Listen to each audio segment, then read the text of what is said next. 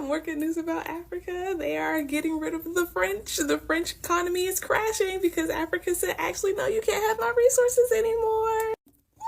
Okay, I never was gonna be like, oh, Africa's a continent. What countries are you talking about? So I made sure I did my research. Okay, we've got Burkina Faso, Mali, and Niger are specifically the Sahel region and the Sahel, and they created the Sahel Alliance, which is a block of countries in order to kick out the French people. So before this, France was getting the uranium, gold, cocoa, and then a bunch of other resources, basically for free from these African countries. And then not only were they getting those resources for free, they were storing the money and a lot of the like financial stuff in their bank, even though it was owned by these countries in Africa. And so they were like stopping access for them to get their money whenever they need it, and they were keeping all of the interest that was being collected off of the money that they were holding for these other countries. So they're no longer getting the resources for cheap. They're no longer getting that interest that they were stealing from these countries. The resources that they were getting, not only are they no longer able to sell it, a lot of it was like uranium and oil, which were energy sources that they were using for their own country. They can't have that anymore. And then on top of this, that's not even talking about Haiti. They enslaved all the people in Haiti, and then whenever the Haitian Revolution happened and they kicked out all of the French people and said, no, this is our land and we're going to take it back, a lot of people know that France actually made them repay for the damages or repay for the money that the French lost because they could no longer have the Haitian colony, which was silly, stupid and dumb. But Haiti, they finished repaying that debt off. I think it was in recently, y'all. Like this, mind you, this happened in like the 1800s, and Haiti just finished paying it off. Maybe in like the 1990s, early 2000s, like just finished paying it off. But because they finished paying it off, that's the money that the France wasn't getting anymore, and so they don't get any more revenue from Haiti, and now they're not getting any more revenue from these Sahel Alliance countries, and then they're not also getting any interest, and they're also not getting the energy and the resources. So it's just like, down goes the French. And then France is like the second biggest economy in the European Union, I think only behind probably like the UK. And so it's like, this is a big like economy for the European alliance for them to be falling off the financial cliff right now. But that is cool with me. That is cool. Hey, listen, if you couldn't make money on your own and the only way you were making money was through exploiting other countries and other people, especially black people, then that sounds like a you problem. That's a you problem. Ain't got nothing to do with me. So that is it. I just wanted to, I know a lot of people already knew this kind of, but I went into it a little bit more deeper. And so I am super excited to see Burkina Faso, Mali, and Niger get their independence from the French back. They also kicked out the French military bases that were in there. So it's just like, you can't sit with us. You can't sit with us. And politically, they are getting rid of all of the political leaders that were associated with the French as well. So they are really standing up, taking their power back, their money back, their resources back, and they're saying, we can do this on our own without you. We don't need you. We don't want you. Get the fuck out of here.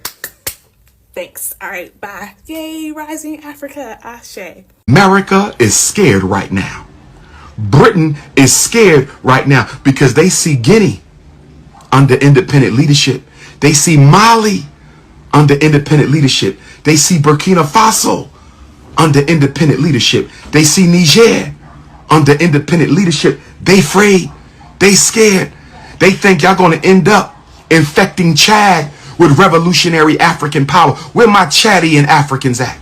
Where my Chadian Africans at? They think you're going to end up infecting Congo with your revolutionary spirit. They're afraid you're going to end up infecting the Democratic Republic of Congo with your revolutionary spirit. They're afraid you're going to infect Gabon with your revolutionary African spirit.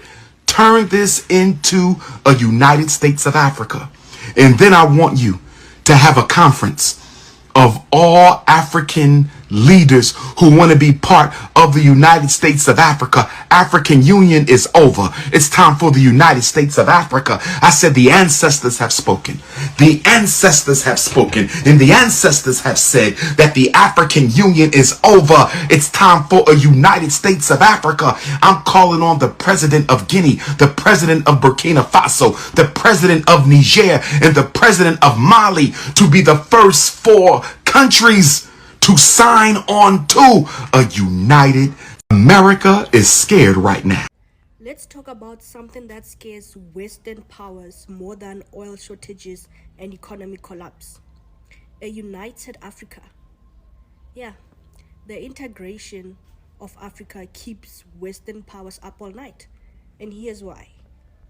A truly united Africa means one military, one currency, one powerful negotiating bloc, and no more divide and conquer tactics. And that's bad for business. Their business. If Africa ever stopped competing against itself, if we pooled our resources, our markets, and our intelligence, guess what? We would control the cobalt, the diamonds, the oil, and the future of green tech. Africa would be unstoppable. And they know that. Colonialism didn't just end, it changed outfits. Now it's free trade agreements, foreign aid, Western multinationals stripping Africa of its profit while telling us we are too unstable to unite. They keep funding the very divisions they created. Tribalism, borders, civil wars, it's all part of the destabilization playbook. Because the longer they keep Africa divided, the longer they keep it poor, dependent, and open for exploitation. The West doesn't fear an Africa with democracy. They fear an Africa with power, with unity, with vision. They fear an Africa that says, we are no longer your supply chain, we are the future, and we will build it together. For 2 decades, Africa has spoken in one voice, demanding justice, equity, and representation in the highest organ of global governance. This demand, however, continues to be ignored, deferred, or endlessly debated to the detriment of both Africa and the legitimacy of the United Nations itself. You cannot claim to be the United Nations while disregarding the voice of 54 nations. It is not possible. Africa is no longer willing to wait on the margins of global governance while decisions about peace, security, and development are made without our understanding, without our perspectives, and without our voice.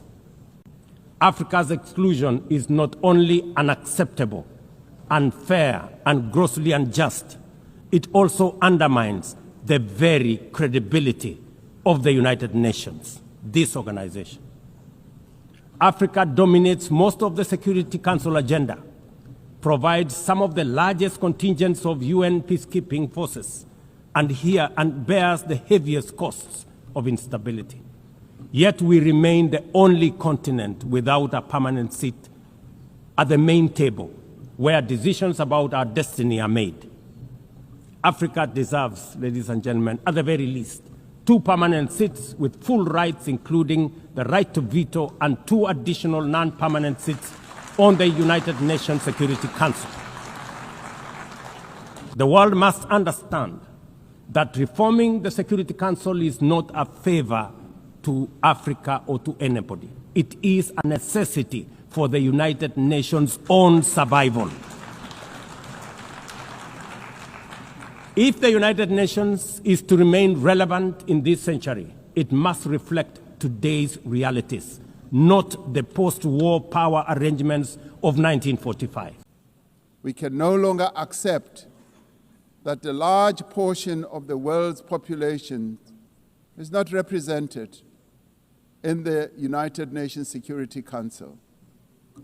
My own continent, Africa, home to 1.4 billion people, as well as South America, are not represented in the United Nations Security Council. This is unjust, this is unacceptable, and it must end. We want representation in the Security Council. Why are we still going to the United Nations as Africans? That is a useless entity. It's not for us. The largest voting bloc in the United Nations are the African nations. We don't have a seat on the table. Why do we go there? We go to the United Nations to vote on their issues. They pay African countries. Yes. Oh, vote with us on this issue. Vote with us on this issue. Mm-hmm. We have no business going to the United Nations, period. Right. We need to tell Secretary Guterres, thank you very much. But we're no longer going to attend United Nations. It's not our entity until we have true representation there. Goodbye. This is a great achievement. This is a great shift that the black people and Africans in general have to celebrate. We have to celebrate about this. People, I am the Kenyan Sora. Welcome back, family. Welcome from Africa and across the ocean. Let's discuss something here. And I have come with this conversation because I've been passing through the internet and how people are speaking, how the people are reacting in concerning the global shift and everything that's happened today from Africa and across the world. This is something that I sometimes say that I wish that maybe our freedom fighters, our enslaved forefathers and ancestors, our great Pan-Africanists like Patrice Lumumba would have been alive today and experience all that's happening, because this is what they were preaching. This is what they were fighting for. This is what was their agenda and their roles. And this, don't forget that this is what that made their life to.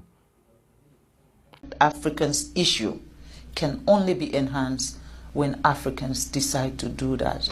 They should not allow another person to give them a prescription of how Africa should look like or what we need in our Africa, because we know what we need in our Africa. We know. And now, today, all that we are watching is something that is not being done by the black people. All that is happening today is not being done by the black people. Don't forget that, because for those clips that I've tried to show you, those are the white people themselves who are coming out to admit, saying what? That today they have come to realize no one can stop the power of the blackness. Why is the West, and particularly America, pushing their social agenda so hard on the Africans? This isn't really a business discussion, but since it's been asked in so many of my comments, I figured I'd take a stab at answering. Because don't forget that for so long, Africa was enslaved many years ago. Africa has been under the colonization many years ago. And African American in America who still living like they're like still under enslavement. The slavery happened in 400 years. What was the role of this slavery? They were trying to hide the truth behind blackness. They were trying to hide the truth behind the power of the blackness. They knew that the blacks were very strong. They were very strong in a way that if they would have not been prevented earlier than today, maybe all that we watch or we see in great empires like America and Europe, maybe it would have been here in Africa. It would have been here in African motherland, because don't forget that the enslaved black Africans are the ones who are taken in France, in America, in Britain to go and build these great empires. Why? Because at that time, we all know, when you know the history of Africa, that the French were colonized by Germans, and at that time they were in a huge war, and France was already defeated. So they had to look to other way on how they can save themselves. That's why they decided to go back in Africa so that they can add manpower to their country, to their battalion, so that they can go and defeat Germans. And that is what happened. That's why they came in Africa. They take a lot of men and women here in Africa. They equipped them. They take them there in the French Germany's borders to go and fight against the Germans, which resulted for the France to defeat against the German, and France gained its independence. And up to date, France is among the G7s, same to America, same to Great Britain. So they used other people's manpower. They used other people's sweat and torture to build their own empires, to build their own economy. Today, what's happening? In any time, every time the blacks try to rise and maybe going to fight against the West and maybe try to secure their dominance, their power, they were taken down. That's when we lost people like Patrice Lumumba. We lost people like Malcolm X. We lost the great empires like and many other people. Great one. Because these are the African leaders who stood firm after realizing the truth behind the blackness, behind the African continent and everything that happened. So they decided that they want to restore everything that was taken out of Africa. They want to restore all this greatness that was taken out of Africa. But what happened? Because that time, Africa was still asleep. And the West, who have been already awakened, they know what they want. That's why they took advantage towards the black people. They decided to take them down, so that to keep Africans and the black people not know the truth and out of limelight, so that they continue oppressing them, using them, coming to Africa to loot and oppressing those African in diasporas, so that they keep on being seen as superiors and other people to be seen as the second class people. Now, despite all these years that the truth has been that has been buried, has been hidden, now today we are watching something different, because now the whites are fighting against themselves. Everything that they have been doing toward the blacks, everything that they have been doing to limit blacks not to grow, not to awake, is what is happening towards them. I today come here to speak with a confidence, knowing all that's happening in the country of America, in the country of France, in the country of Britain, in UK, in Poland, in Ireland, because these great countries today are facing problems. They are not able to govern themselves. They are not stable. Their countries are in a huge debt. They are fighting against their own governments, because at this time their governments are not able to sustain themselves, are not able to deliver to their people, because all that they have been getting, which have made them to be who they are no longer getting, because after they lost their dominance in their colonies, which are African countries, that's when the problem started. Because today, where they have been getting all these resources, there are some people who are in that source today, and they're the one controlling. That's why you see today, country like Britain, country like France, they are collapsing. The economy is no longer is shaking. Why? Because all that they have been using to boost and build their economy every day, they are no longer getting. They are no longer no longer able to access to Africa. France today is no longer able to access to West African countries in Sahel region, and that is the place they have been getting uranium, gold, and diamond. So after that, let me put this aside and speak something here different, because when say that no one is able today to stop the blacks from rising, we had a lot to speak about. This is a long topic that we must have to break down. Today, the great shift is being seen. We saw all this. We are still watching all that's happening. African Americans are relocating to African countries.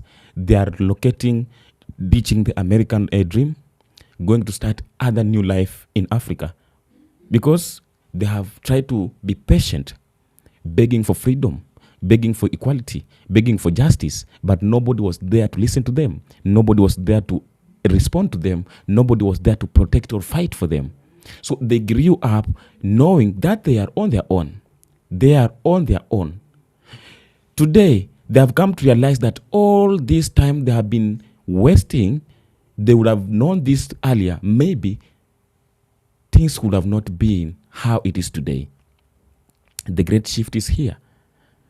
And the blacks are not fighting with the great weapons.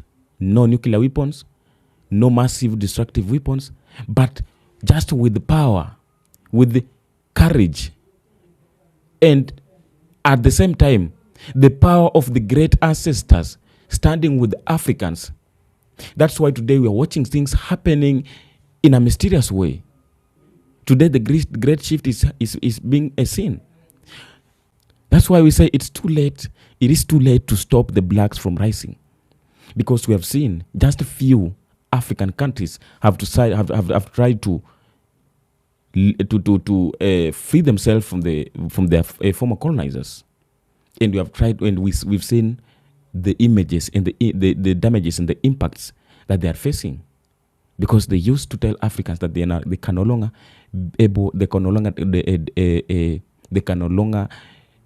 govern themselves, because we were meant to believe in them. We were believed to need them for everything we can do. Now, that's not the narrative. But this is something different. This is the generation of Africa that, or of the black people, that's not, it's not there to ask for permission or to demand, to beg for anything. But we are waking up and do what we believe we can do, and it belongs to us. So all that's happening today, I can say, is that it is not accidentally, but this is a prophecy, this is a spiritual awakening that was believed by our former ancestors, by our enslaved masters, that one day something like this will come to happen. So today the world and the whites are confused, watching all that's happening. Today's majority are suffering, while the blacks are in silence, moving on with their life. So they're so surprised. How are they suffering while other people are just going on with their life silently, without coming out to maybe cry out or show any expression like they're suffering or all this? No. So the truth was buried, was hidden. But now, again, the same truth has been risen and is fighting against the people who are against it. And now it's hitting so hard. And this is the time of the new black world order. And nobody can come to stop this. Globally, Africa is rising economically, politically, and everything. So we as Africans, or the blacks, I started by saying that the time of the blacks to start to celebrate for all they are achieving today, because it was not an easy task. But again, the God of black is doing something that we, as the people who have been oppressed for so long, we are now rising from the oppression to something else. I will not take much of your time. Just consider subscribing, sharing, leave a comment so that we can meet on the next episode. As we do this, I appreciate your support for you being here each and every time, because you are doing great. You are doing great, and I appreciate for you being here. And don't forget to come back. Until next time, and be blessed wherever you are watching from. This is Kenyan Explorer, your presenter.